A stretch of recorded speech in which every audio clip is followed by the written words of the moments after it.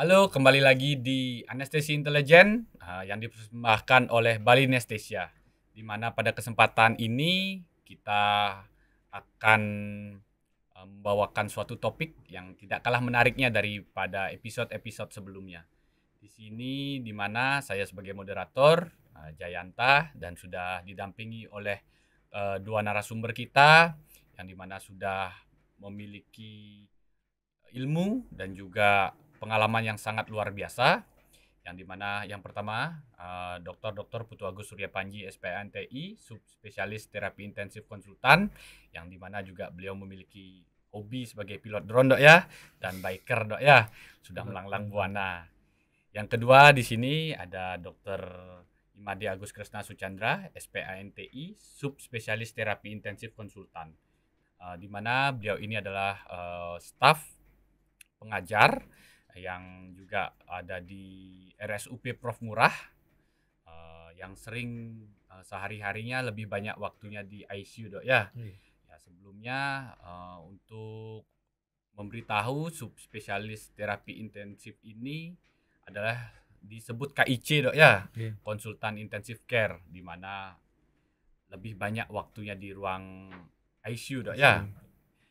Ya untuk itu sebelumnya di sini saya akan menginformasikan di akhir video saya akan memberikan sebuah informasi nanti yang sangat menarik sekali, di mana bakalan ada suatu acara yang besar dok ya, sekelas setaraf internasional dok ya. Sebenarnya ya.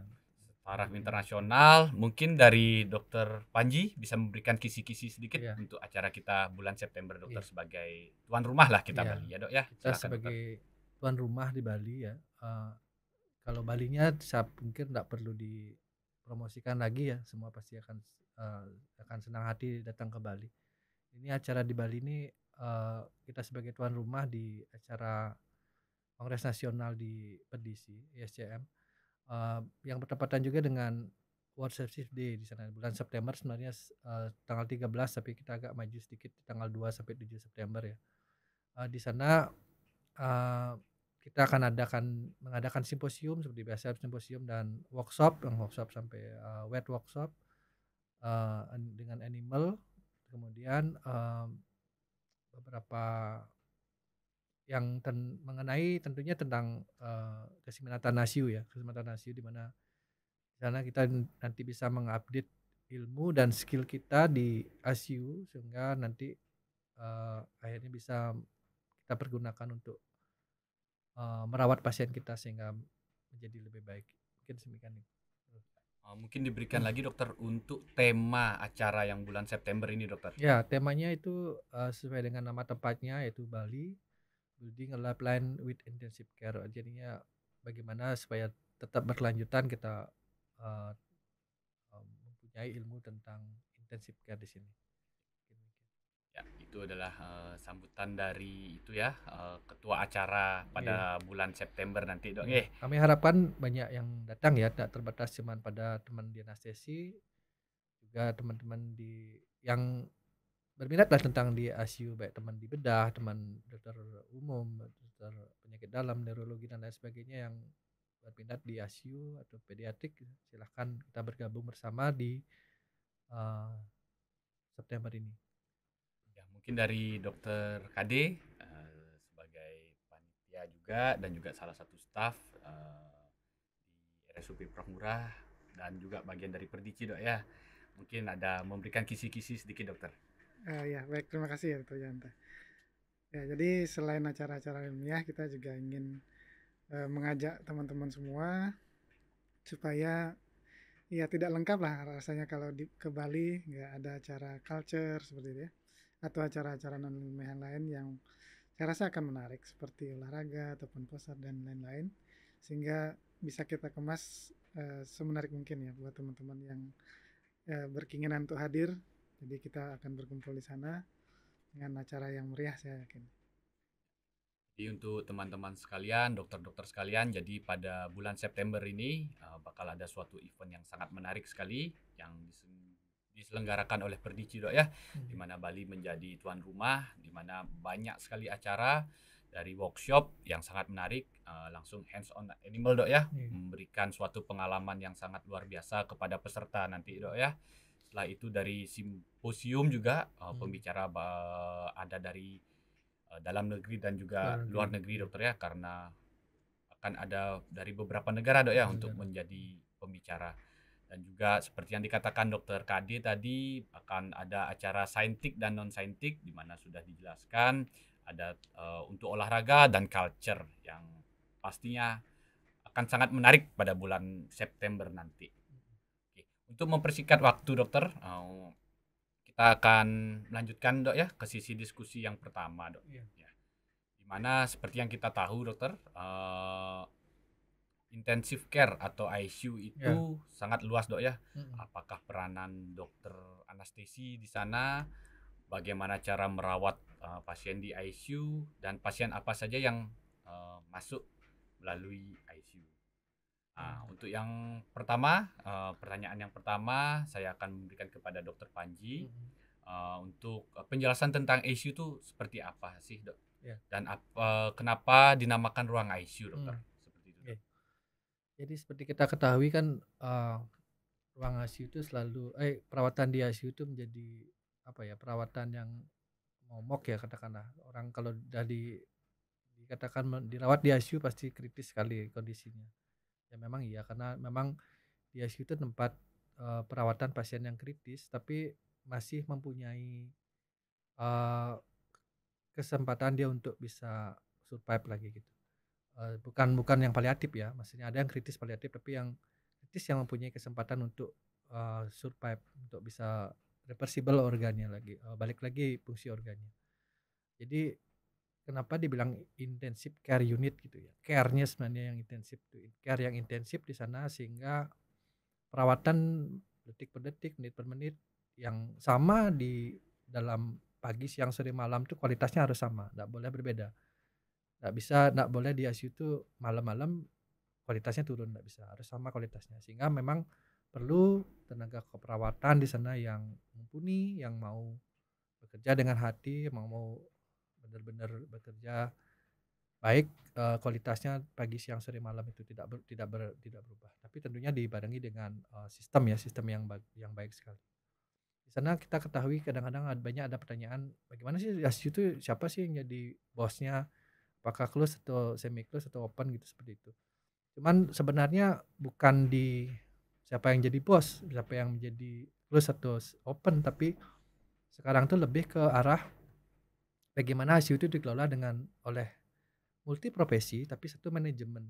Jadi sebagai leadernya ada leader. Kita harus bedakan leader dengan bos itu. Bos itu mungkin merasa bahwa dirinya yang paling benar, yang bisa menyuruh semua profesi yang lain, tapi sebenarnya kalau leader itu bagaimana dia menggerakkan semua profesi-profesi yang lain itu bekerja sama bareng-bareng untuk apa sih? Untuk keselamatan pasien tentunya.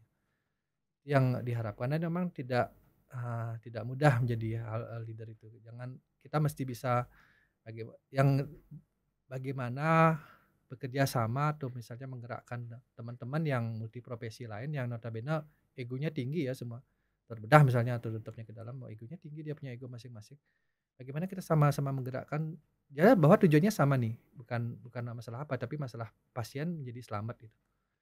Karena memang di ICU lah garda terakhir penjaga sebelum pasiennya tuh misalnya berpulang gitu. Maksudnya bukan bagaimana sebagai penjaga terakhir supaya tidak kebobolan, misalnya tidak banyak yang mortalitas, tidak banyak tinggi, tidak banyak meninggal, supaya bisa survive nih pasien. Sehingga perlu satu leader, satu manajemen, tapi multiprofesi.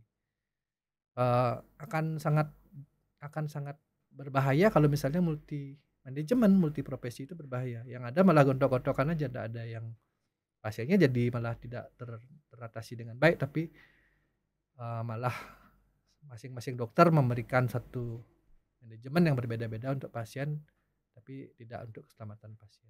Mungkin demikian. Izin untuk merangkum sedikit dari yang pertanyaan yang berarti sebagai di sini bagaimana tenaga kesehatan Dok ya, khususnya yang bertugas di ICU, di sana banyak ada perawat, ahli gizi, dokter, multiprofesi gitu. Ya multiprofesi Dok ya, harus close monitoring lah Dok ya. yang seperti dikatakan Dokter Panji tadi, detik per detik, menit per menit harus sama, Dok, ya. Nah, juga di sini seperti yang dijelaskan juga Dokter Panji sebagai garda terakhir kalau ibaratkan Ya, di sepak bola sebagai kiper lah, Dok, ya. kiper. Antara kebobolan atau tidak kan Ya, seperti itu, benar. Dok, ya. Oke. Makanya dia mesti gigih ya, orang-orang di ICU itu memang harus gigih dia. Gigih maksudnya gigih berjuang untuk bisa pasiennya survive gitu. Tidak cepat menyerah kita. Memang kita sebagai manusia kan tidak tidak bisa menyelamatkan semua pasien, tapi bukan Tuhan lah gitu, cuman kita berjuang yang gigih supaya pasiennya bisa selamat.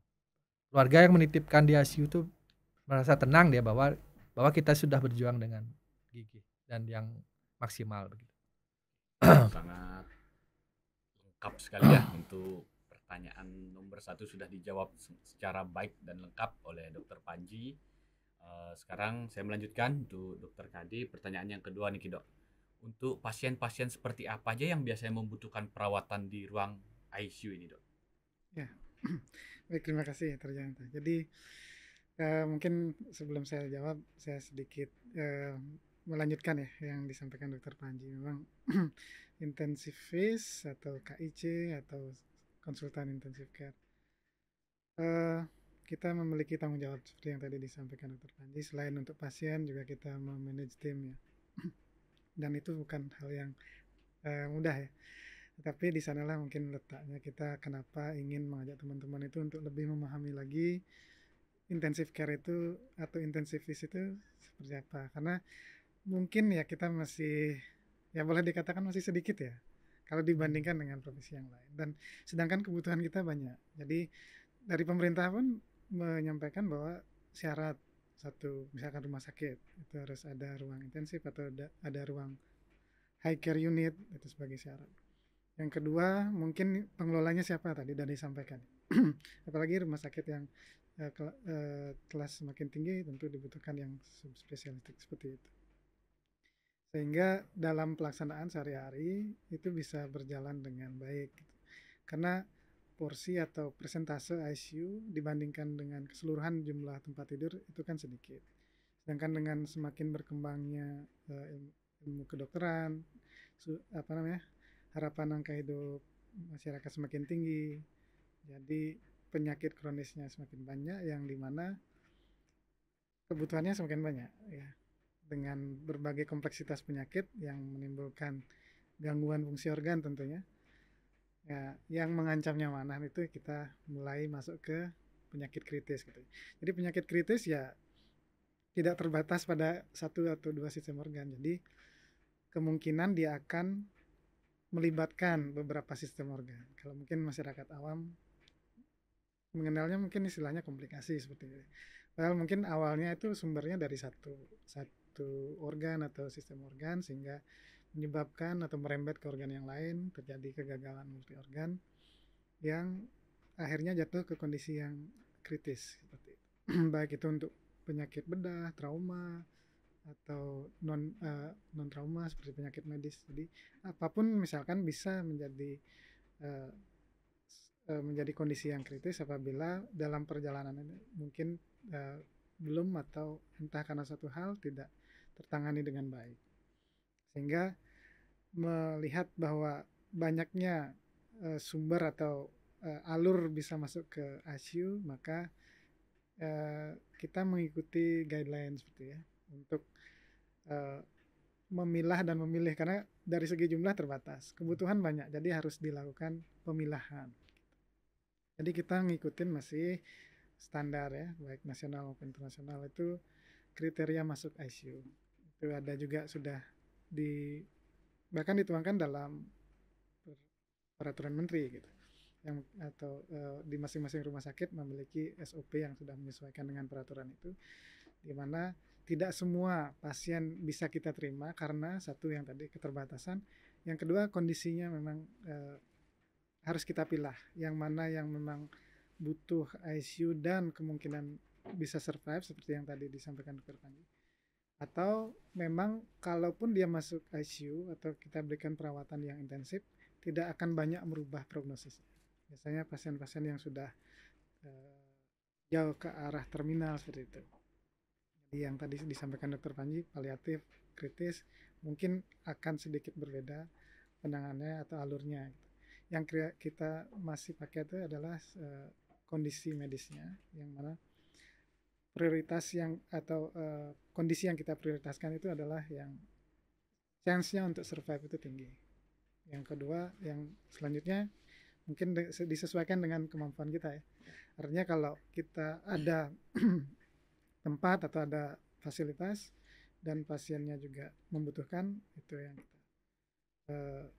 kita utamakan. Tapi kalau memang penuh dan banyak yang membutuhkan, di sanalah kita harus lebih cermat memilah. Bukan berarti kita tidak mau menerima gitu, tapi prioritas itu adalah satu yang memang kita harus tekankan, karena resource dan alokasi itu tentu kita pilih yang mana yang memberikan manfaat yang terbaik untuk pasien. Baik, ini sangat penting sekali untuk orang awam ya, yang di luar tenaga medis mungkin masyarakat harus tahu bagaimana pasien yang harus dirawat di ICU, Dok ya, karena pasti banyak sekali mungkin tidak di sini saja, mungkin bisa berita dari sosial media yang sangat kencang sekali pasien kenapa tidak dirawat di ICU, itu kan banyak sekali menuai pro dan kontra, Dokter ya. Di sini juga kita sudah dijelaskan, sudah dijawab langsung oleh Dokter KD bagaimana prioritas pasien itu, Dok ya, yang kita rawat. Jadi nggak semesta-mesta pasien yang sudah kritis, yang sudah paliatif itu tidak dirawat, yang harus dirawat di ICU, Dok ya. Kita harus benar memilih sekali dengan keterbatasan biasanya, Dok ya, keterbatasan bed di ICU, tempat di ICU. Jadi kita harus benar-benar memilah pasien yang survive-nya tinggi, Dok ya, seperti itu kurang lebih, Dok ya. Oke, untuk yang ketiga saya lempar kembali jawabannya ke Dokter Panji. Biasanya apa saja, Dok, parameter yang biasanya dimonitor di ICU, Dok, dan mengapa ini sangat penting pada pasien tersebut, Dokter? Khususnya untuk, kan banyak nih yang kita monitor biasanya, Dok, dari kardiovaskularnya, SSP, dari respirasinya, dari GI tract-nya, fungsi ginjal, dan muskuloskeletalnya, Dok, yang biasa kita gunakan lah, Dok ya, di ICU. Itu bisa dijelaskan, Dokter, mungkin, Dok? Ya, makasih Trianto. Tentang monitoring, apa saja parameter yang bisa dimonitoring ya, tentunya seperti yang dikatakan Trianto tadi, sebenarnya sih pertama kali tergantung pada secara umum monitoring yang dikerjakan yang dari monitoring kardiovaskuler, tensi baik invasif maupun non invasif, terus respirasi, bagaimana saturasi oksigen, respirasi rate-nya, kemudian bagaimana dari katakanlah dari produksi urinnya, dan pemeriksaan lain ya seperti akral, misalnya akral dingin, seperti itu yang umum lah, yang umum dikerjakan. Nah, secara detailnya parameter yang dimonitoring itu sangat tergantung daripada apa jenis penyakitnya ya, apa jenis penyakit yang pertamanya yang jadi problem ya sekarang kan. Kita mesti sebagai KIC kita mesti tahu nih, apa sih diagnosa pasiennya ini, apa sih yang menyebabkan pasien ini masuk ke ICU sehingga dia perlu dirawat di ICU, apa saja sih yang jadi permasalahannya, sehingga nanti kita menetapkan apa sih yang perlu kita monitoring gitu. Contoh lah misalnya pasien dengan gagal napas gitu, gagal napasnya karena apa nih, misalnya karena katakanlah infeksi saluran napas, pneumonia, ya tentunya kita akan observasi yang cermat di respirasinya, bagaimana RR-nya, bagaimana AGD-nya, terus bagaimana saturasinya, yang seperti itu yang kita lakukan. Di samping yang standar ya, yang standar yang kita lakukan seperti kardiovaskular dan sebagainya, standar kita lakukan. Karena memang di dalam yang namanya secara holistik tubuh manusia itu kan nggak bisa pisah-pisah dia. Respirasinya pasti akan mempengaruhi kardiovaskulernya, pasti akan mempengaruhi kesadarannya, saling berkaitan gitu. Makanya itu yang rutin kita lakukan pemeriksaan dari atas sampai bawah ya, kesadaran, misalnya dari GCS-nya, kemudian di kardiovaskulernya, tensi nadi, dan akral, produksi urin, dan respirasinya, respirasi rate, saturasinya berapa, bagaimana hasil AGD-nya. Baru kemudian di urogenital misalnya produksi urinnya, di gastrointestinal bagaimana kondisi residunya, bagaimana BAB-nya pasien, sampai ke seperti itu kita lakukan bagaimana perawatan pasien motoriknya supaya tidak terjadi dekubitus atau misalnya mencegah terjadinya trombosis gitu ya. Jadi sangat kompleks memang, makanya pekerjaan di ICU itu tidak sepele gitu pastinya. Banyak yang harus dimonitor dan tidak bisa dimonitor tiap 1 jam, tapi menit per menit dimonitor atau bahkan detik per detik dimonitor. Ada perubahan sedikit, akan kita lihat apa yang bisa kita lakukan untuk segera menterapi perubahan itu. Yang susahnya di sana. Kalau bedanya dengan di ruangan kan, di ruangan tuh mungkin pasien stabil ya mungkin bisa dimonitornya tiap katakanlah setiap 8 jam seperti itu. Ada juga scoring yang dilakukan dari winning system yang itu bisa dilakukan yang secara tidak sulit kok dilakukan, cuman memang harus mau dikerjakan saja. Vital sign semua bisa dilakukan monitor sehingga tahu kapan kritis pasiennya. Tapi kalau di ICU memang kompleks sekali banyak.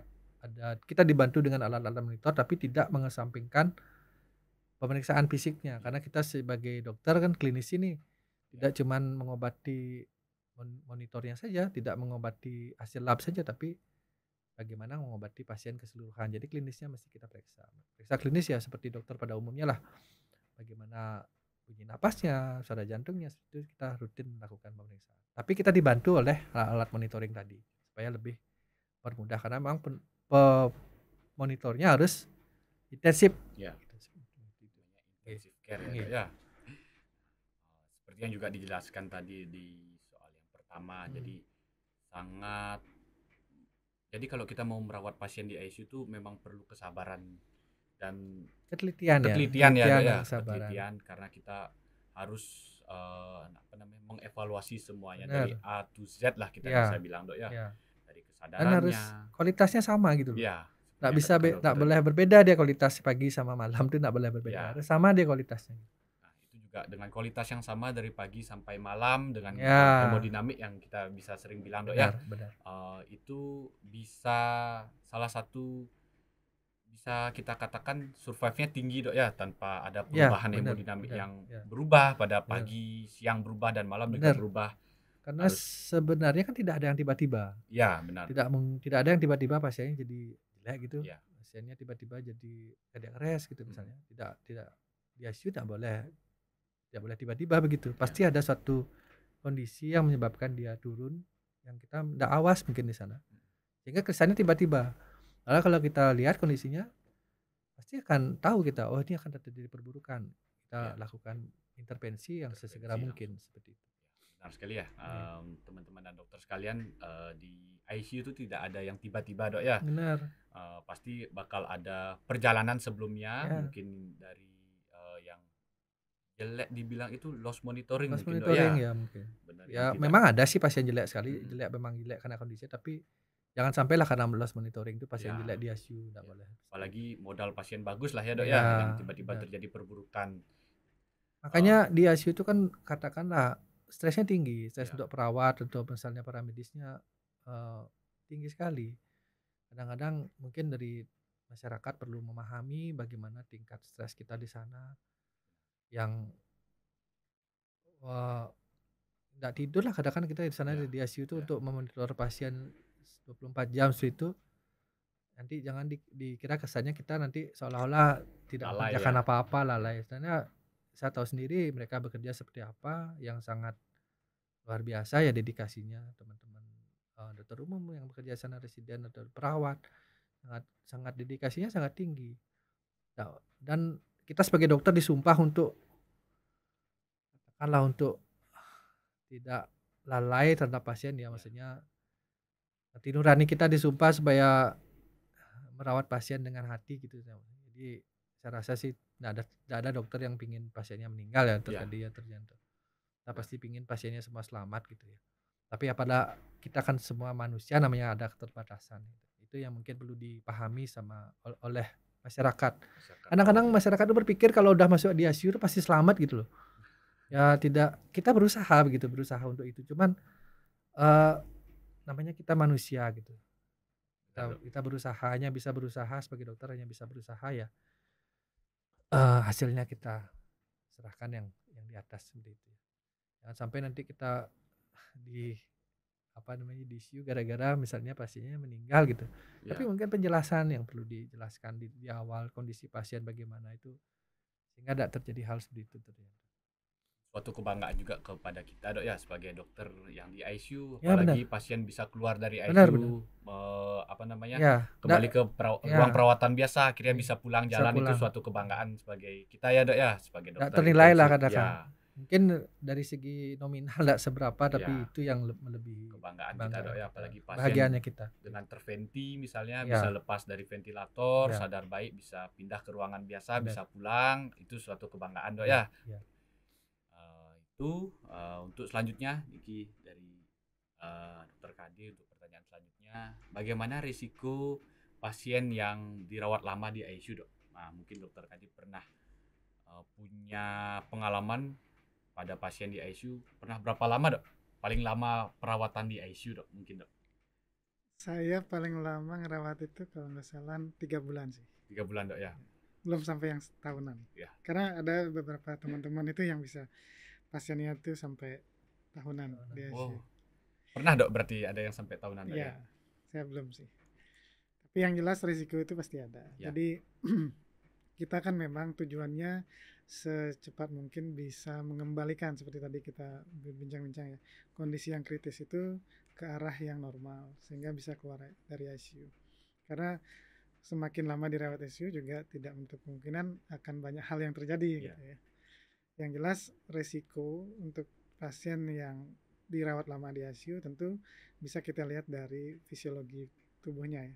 Ataupun kita mungkin bayangkan kalau pasien di ICU yang dependen gitu ya, yang tergantung dengan perawatan, apalagi perawatan yang intensif, itu biasanya dia akan kita sebenarnya bedridden gitu, jadi tiduran, dia sangat tergantung orang lain untuk melakukan mobilisasi, dan risiko bedridden itu kan selalu ada. Jadi seperti misalkan pressure ulcer atau kita sering sebut dekubitus ya. Jadi karena tertekan dalam waktu yang lama, kulit atau jaringan ikat itu akan terjadi lecet dan luka. Itu juga akan menyebabkan masalah ya, misalkan infeksi, kemudian perdarahan, ataupun hal yang lebih berat seperti sepsis. Yang kedua mungkin hemostasis berubah ya. Jadi kalau kita yang pasien lain yang tidak bedridden, dia masih bisa melakukan aktivitas, tentu aliran darahnya lebih lancar kan seperti itu. Hemostasis itu pada akhirnya yang mengancam itu adalah terjadinya penggumpalan atau clotting. Lagi misalkan kurang dalam melakukan mobilisasi atau mungkin fisioterapi atau pencegahan. Kita sih standarnya di ICU itu memberikan pencegahan untuk terjadinya trombosis. Kita sebut tromboprofilaksis dengan entah itu farmakologis dengan pemberian obat pengencer darah, ataupun kalau ada kontraindikasi kita bisa ganti dengan yang mekanikal, mungkin stocking seperti itu. Nah, yang berikutnya ya tentu tadi sudah saya singgung masalah infeksi ya. Jadi terutama untuk infeksi itu kan sumber biasanya dari luar, walaupun bisa dari dalam tubuh sendiri karena kondisinya kritis ya, imunitasnya turun, jadi infeksi yang kuman-kuman yang ada dalam tubuh yang tadinya dia bersifat netral gitu jadi patogen atau menjadi pasif, baik itu misalkan bakteri, jamur, virus, dan lain-lain. Apalagi di ICU kan kita menggunakan banyak sekali device atau alat-alat yang menjadi port di entry baru gitu ya. Jadi kita pasang selang, entah itu selang dari saluran napas, saluran kencing, saluran cerna, dan itu juga direct dia masuk ke dalam. Jadi di sanalah mungkin ketelitian, kehati-hatian, ketelatenan dari semua tim yang terlibat di sana untuk menjaga lingkungan, baik diri sendiri, pasien, untuk mencegah terjadinya infeksi itu. Yang sering kan misalkan penggunaan ventilator. itu sendiri sudah ada risiko terjadi infeksi dari penggunaan ventilator itu. Atau dari kateter misalkan infus ya. Jadi masuk ke dalam pembuluh darah. Jadi kita handling untuk memberikan obat-obatan, cairan, nutrisi itu supaya bisa menekan terjadinya infeksi langsung ke saluran ke sirkulasi ke pembuluh darah dan seterusnya. Dan saluran kencing biasanya tentu pasien membutuhkan selain untuk pemantauan cairan, dia mungkin memang tidak bisa melakukan perkemihan dan buang air besar sendiri. Jadi itu risiko-risiko yang bisa menyebabkan potensi masalah baru gitu. Jadi selama misalkan kita bisa berusaha mencegah hal-hal yang itu dengan setiap hari kita melakukan checklist ya, misalkan dari segi nutrisi, sedasi sendiri juga karena pasien misalkan menggunakan ventilator, jadi membutuhkan sedasi dan obat penghilang nyeri yang juga menyebabkan penurunan tidak aktivitasnya juga kesadarannya terganggu, kemudian refleks juga terpengaruhi, refleks batuk dan lain-lain. Kemudian bagaimana kita berusaha minimalkan, misalkan setiap hari kita coba turunkan atau minimalkan sedasi seperti itu. Jadi dilatih. Atau memang kalau kita prediksi dia akan lama menggunakan ventilator misalkan, mungkin ada opsi untuk melakukan tracheostomi untuk lebih memudahkan kita dalam melakukan pembersihan jalan nafas sehingga tidak terjadi penumpukan sputum seperti itu. Sehingga masalah-masalah baru yang bisa muncul bisa ya kita antisipasi, tapi tidak menutup kemungkinan itu terjadi juga kan, seperti tadi dibilang Dr. Panji, kita bisa berusaha tapi pada kenyataannya bisa terjadi, apalagi misal di lingkungan ICU itu berbeda pola kuman ya, pola kuman dengan di ruangan, atau mungkin dari ICU satu rumah sakit A dengan rumah sakit lain misalkan juga berbeda. Nah, tidak jarang karena sudah sering terpapar antibiotika misalkan, kuman-kuman tersebut memiliki kecerdasan juga dia untuk membuat dirinya kebal atau yang kita sebut resisten gitu ya. Lebih cepat dia mungkin ya. Iya, lebih cepat dia belajar dari kita. Jadi banyak kuman-kuman itu akhirnya kebalnya tidak hanya satu antibiotik, dia multi drug resisten. Jadi semakin kesananya akan semakin sulit kita tangani. Mungkin ya sekilas nih itu sih gambarannya kalau kita merawat pasien-pasien itu lama, yang ancaman-ancaman yang menyebabkan dia semakin lama jadinya dirawat. Juga penting sekali ini Dok ya, mungkin pada keluarga pasien pasti ya masyarakat umum lah ya, yang bukan tenaga medis di sini kita menjelaskan, kadang-kadang pasti ditanyakan Dok, sampai kapan pasiennya atau bapak saya, ibu saya dipasang mesin ventilator seperti ini, tapi kan kita sebagai dokter tidak bisa memberikan janji Dok ya. Benar.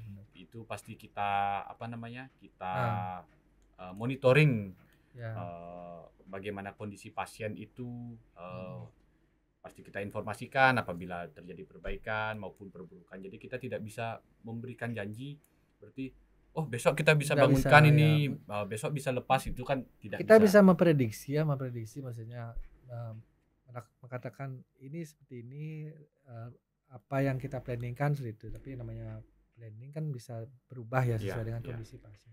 Mungkin yang berkaitan dengan risiko itu yang perlu dijelaskan ke keluarga itu, kadang-kadang kan ada keluarga yang merasa lebih aman, dia merasa kalau keluarganya di ICU padahal sudah boleh pindah nih katakan. Nah itu kadang-kadang yang perlu dijelaskan ke masyarakat bahwa ada risiko loh di ICU itu, risiko misalnya infeksi dan lain sebagainya itu tinggi sekali, sehingga sebaiknya memang kalau sudah memang bisa pindah ya pindah aja gitu. Di sana mungkin risiko infeksinya lebih sedikit.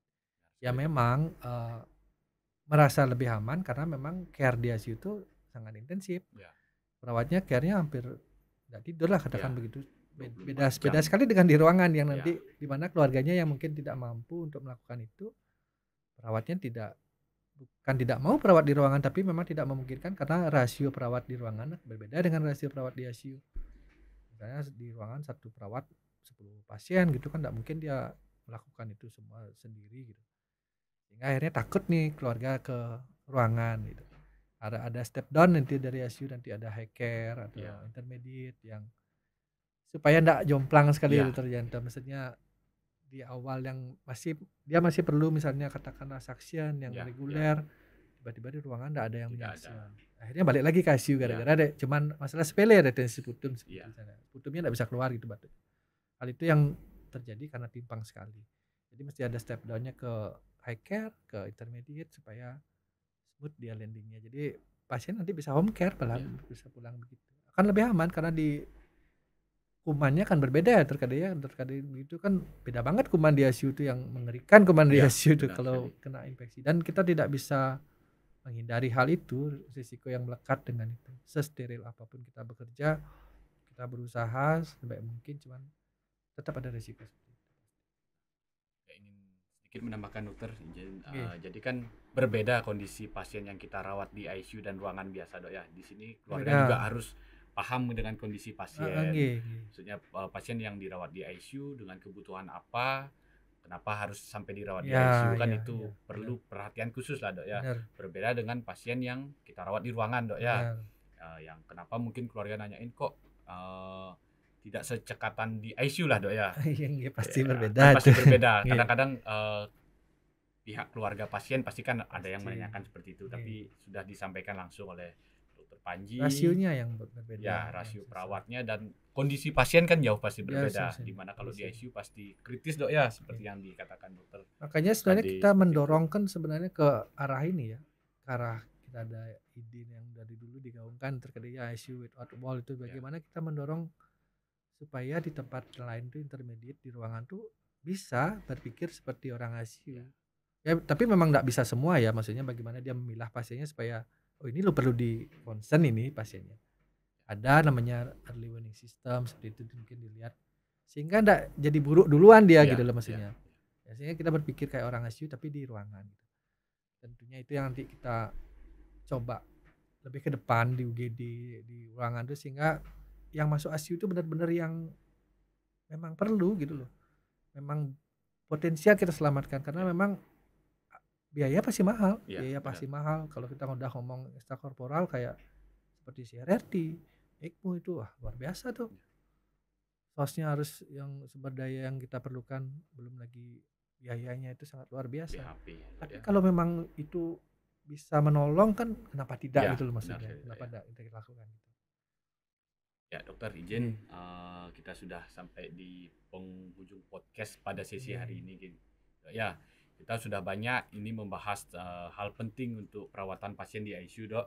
Mulai dari tantangannya mengenai pasien kritis, pentingnya pemantauan ketat terhadap parameter tanda-tanda vital dok yang di ICU, hingga berbagai strategi yang digunakan untuk meningkatkan keselamatan serta kualitas perawatan pasien di ICU dok ya. Di sini dari diskusi tadi saya sebagai moderator menyimpulkan dok bahwa perawatan di ICU itu bukan hanya soal tindakan medis dok ya. Ya benar. Tapi juga tentang bagaimana kita berkolaborasi kepada tim yang solid ya. Super tim gitu loh. Super tim bukan ya. Superman tapi Ya, super tim tim. ya benar sekali. Kalau Superman sendiri dok ya. Superman. Super tim kita Super banyak tim kita yang berkolaborasi kolaborasi. dengan konsulen dokter spesialis dari Ya, internal, yang lain, neurologi, bedah juga dok ya. Jantung, Semua. bahkan beberapa spesialis dok ya yang kita Iya, berkolaborasi. Benar sekali, kita sebagai super tim ya, Iya. bukan sebagai Superman. Dan di sini juga kita harus cermat dan berani mengambil keputusan dok ya pada pasien-pasien harus dilakukan intervensi apa sebagai sehingga tidak ada yang secara tiba-tiba dok ya, seperti perkataan dokter di awal tadi.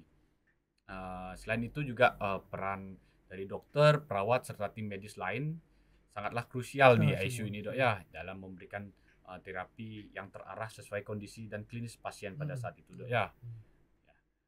Di sini juga saya ucapkan banyak terima kasih kepada Dr. Putu Agus Surya Panji, SPA/NTI, subspesialis terapi intensif konsultan, dan juga Dr. Madi Agus Kresna Suchandra, SPA/NTI, subspesialis terapi intensif konsultan yang sudah berbagi ilmu dok ya. Walaupun di sini sangat mendasar lah dok ya untuk pertemuan kita ini. Lebih lengkapnya mungkin nanti di Ya, September itu September ya. ya, Dok, ya. Datang di September itu banyak teknologi baru ya. Ya. Dan high tech di ICU itu. Jadi banyak teknologi baru yang mungkin skill baru, update ilmu yang di sana di September itu. Ya, di terjadi. September ya. Ya. Bagaimana kalau kita kasih tanggal aja dulu, Dok, dan Boleh, beberapa boleh. workshop yang Ya, akan ya. diselenggarakan, Dok, ya. Iya. Jadi untuk teman-teman semua, jadi untuk tanggalnya itu akan diselenggarakan pada tanggal 2 sampai 7 September, Dok, ya. Di mana pada tanggal 3 sampai 4 itu bakal ada workshop. Yang akan ada wet lab-nya, Dok, ya. Hands on animal, di mana saya sedikit memberikan informasi di sini. Bakal ada PDT, Dok, ya. Yang bisa kita lakukan sebagai dokter anestesi di ruang ICU. Di sini juga ada ICU prosedur lah, Dok, ya. Beberapa tindakan invasif yang bisa kita lakukan di ICU. Jadi untuk workshopnya, Dok, ya. Jadi untuk simposium mungkin ada sekitar 80 sampai 100 pembicara, Dok, ya. Kurang lebih, Dok, ya. Kurang lebih gitu ya, Pak. Dari pembicara dalam negeri dan juga luar negeri, Dok, ya, yang akan memberikan materi-materi baru tentang protokol ICU. Ya. Jadi itu sedikit kisi-kisi lah acara yang akan kita selenggarakan di Bali, Dok, ya, September tanggal 2 sampai 7 nanti. Setelah itu sebelum kita tutup, Dokter, saya mengucapkan banyak terima kasih kepada Dokter Panji, Dokter Kade, di mana di sini pada sesi saat ini, Dok, kita membahas tentang ICU. Semoga wawasan ini bisa menjadi manfaat besar, Dok, ya, bagi para dokter umum, residen anestesi, tenaga medis lainnya, Dok, yang ikut berperan lah sebagai super tim, Dok, ya, di ruang ICU. Biar sudut pandangnya jadi sama gitu, sudut pandangnya kita benar. tentang pasien itu jadi sama, tidak berbeda-beda. Ya, mungkin juga ini kepada masyarakat awam, Dok, ya. Masyarakat awam lebih paham lah bagaimana tentang perawatan pasien di ICU, untuk manajemen pasien di ICU, tidak serta-merta kenapa tidak dirawat, seperti itu kan pasti banyak sekali pertanyaan-pertanyaan seperti itu di kalangan masyarakat umum lah, Dok, ya. Nah, terima kasih juga untuk para pendengar yang telah setia menyimak podcast ini. Dan jangan lupa nanti bisa share podcast ini agar semakin banyak mendapatkan manfaatnya. Sampai jumpa di episode berikutnya dengan topik menarik lainnya. Tetap sehat dan terus belajar.